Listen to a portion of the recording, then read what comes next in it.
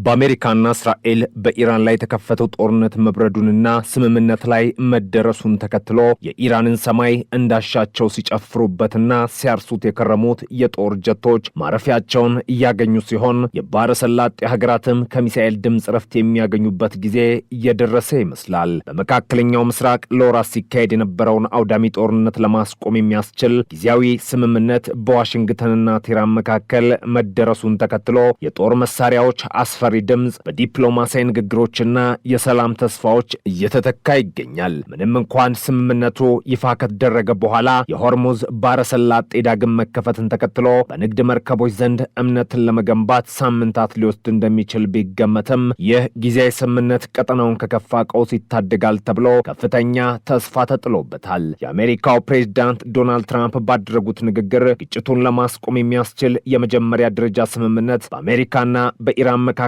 መፈረሙን አስታውቋል። በፈረንሳይ ሀገር እየተካሄደ በሚገኘው የቡድን ሰባት ሀገራት ጉባኤ ላይ ለመካፈል ፓሪስ የገቡት አወዛጋቢው ፕሬዝዳንት ትራምፕ ስምምነቱ ሙሉ በሙሉ ተፈርሟል፣ ታላላቅ ነገሮችም ይፈጸማሉ ሲሉ በድል አድራጊነት መንፈስ ተናግረዋል። የፈረንሳዩን ፕሬዝዳንት ኢማኑኤል ማክሮንን ባገኙበት ወቅትም የዚህ ሁሉ ጥረት ዋና ግብ ኢራን የኒኩለር የጦር መሳሪያ እንዳይኖራት ማድረግ መሆኑንና ይህም ስኬት ላይ መድረሱን በኩራት ገልጸዋል። በአሜሪካ በኩል ምክትል ፕሬዝዳንት ጄዲ ቫንስ በመጪው አርብ በጄኔቫ በሚካሄደው መደበኛ የፊርማ ስነ ስርዓት ላይ እንደሚገኙም ተገልጿል። ስምምነቱ ቀደም ሲል በዶናልድ ትራምፕና በጄዲ ቫንስ በኤሌክትሮኒክስ መንገድ የተፈረመ ሲሆን ምክትል ፕሬዝዳንቱ ለሲኤንኤን በሰጡት ቃለ ምልልስ ላይ የተፈረመው የመግባቢያ ሰነድ በጣም አጠቃላይ የሆነ አንድ ገጽ ሰነድ መሆኑን ገልጸዋል። አክለውም ሰነዱን አርብ ዕለት ይፋ ለማድረግ የተመረጠበት ምክንያት ከጽሑፉ ይዘት ጋር ያልተያዙ ነገር ግን ከአፈጻጸም ጋር የተገናኙ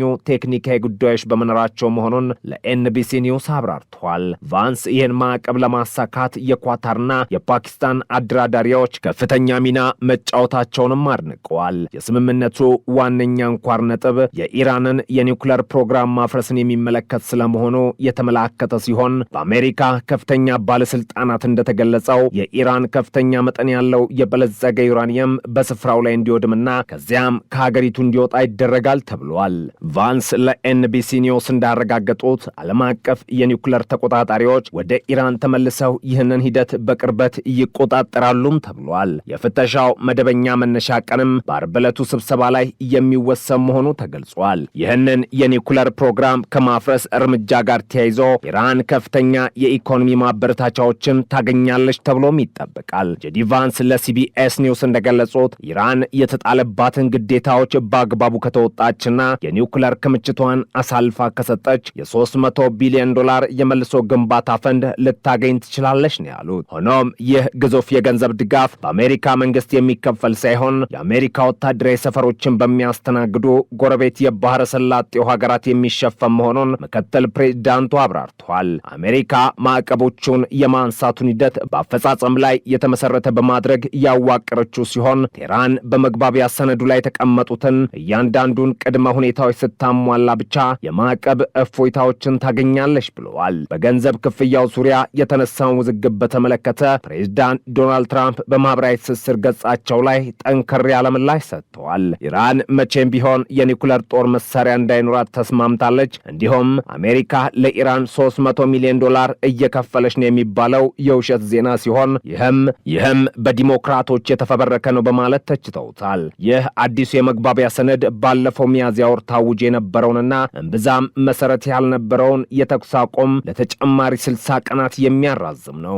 ከዚህም ባሻገር አሜሪካና እስራኤል ባለፈው የካቲት ወር በኢራን ላይ የከፈቱትን ጥቃት ተከትሎ ቴህራን ሙሉ በሙሉ ዘግተው የነበረውን ስትራቴጂካዊ ሆርሙዝ ባሕረ ሰላጤን ዳግም ክፍት የሚያደርግም ይሆናል ተብሏል። በኢራን በኩል የሀገሪቱ ፕሬዝዳንት መሱድ ፔዜሽኪያን በኤክስ ማህበራዊ ትስስር ገጻቸው ላይ ባሰፈሩት መልእክትም ይህ ጊዜያዊ ስምምነት ጦርነቱን ለማስቆምና ድርድር ለመጀመር አስፈላጊ እርምጃ መሆኑን ገልጿል። ይሁን እንጂ ለዘላቂ ሰላም የሚያስችል የመጨረሻ ስምምነት ገና ቅርጽ እንዳልያዘም አስገንዝበዋል። የኢራን ባለስልጣናት የኒኩለር ጦር መሳሪያ የመገንባት እቅድ እንደሌላቸው በተደጋጋሚ ሲገልጹም የቆዩ ሲሆን አሁን የተደረሰውን ስምምነትም በጦርነቱ ምክንያት ተቋርጦ የነበረውን የዩራኒየም ማበልጸጊያ ፕሮግራም በተመለከተ ዲፕሎማሲያዊ ውይይት እንደገና ለማስጀመር የተደረገ ጥረት አካል አድርገው ተቀብለውታል። በሆርሙዝ ባህረ ሰላጤ የጉዞ ደህንነትና ክፍያ ላይ ግን አሁንም ያልተፈቱ ጉዳዮች አሉ።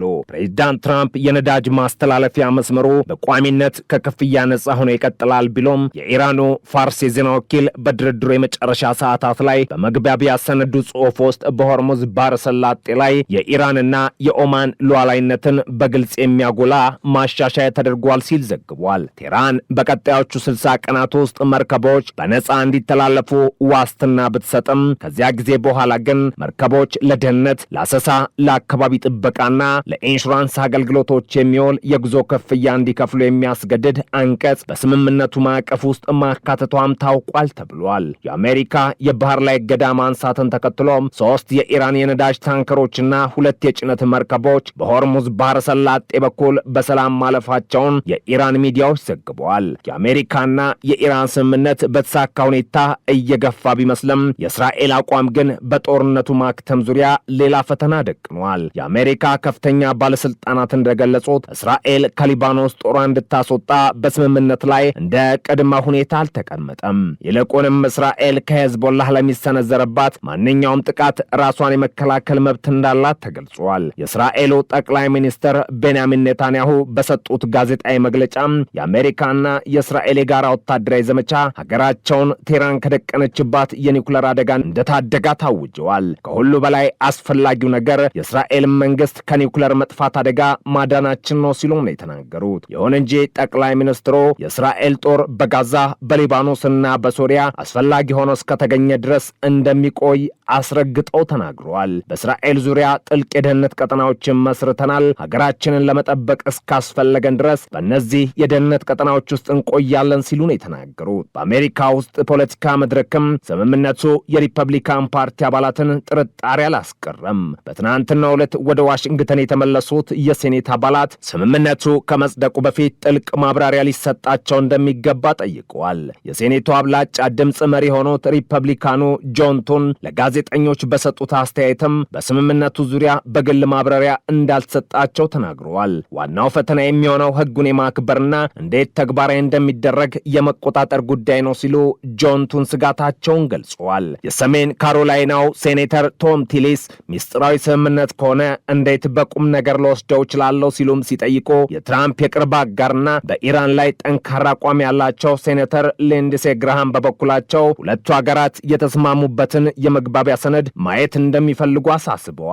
ስለዚህ ኮንግረሱ ሰነዱን ተመልክቶ ድምፅ ሊሰጥበት ይገባል ሲሉም አክለዋል። ለእነዚህ የሪፐብሊካን ፓርቲ ሴኔተሮች ጥያቄ ምላሽ የሰጡት ጄዲ ቫንስ ለኤቢሲ በሰጡት ቃለ ምልልስ ላይ ሊንድሴ ግራሃምም ሆነ ሌላ ማንኛውም ሰው በኢራን ውስጥ ያሉትን ፕሮፓጋንዳ ማንኛውም ዜጋ እንዳያምን ማለታቸውም ተሰምቷል። ቫንስ አክለውም የዋይት ሀውስ አስተዳደር የጽሑፉን ሙሉ ይዘት በዚህ ሳምንት ይፋ እንደሚያደርግና ሁሉም ሰው ኢራን ግዴታዋን ካልተወጣች በስተቀር አንዲት ሳንቲም እንደማታገኝ በግልጽ አብራርተዋል።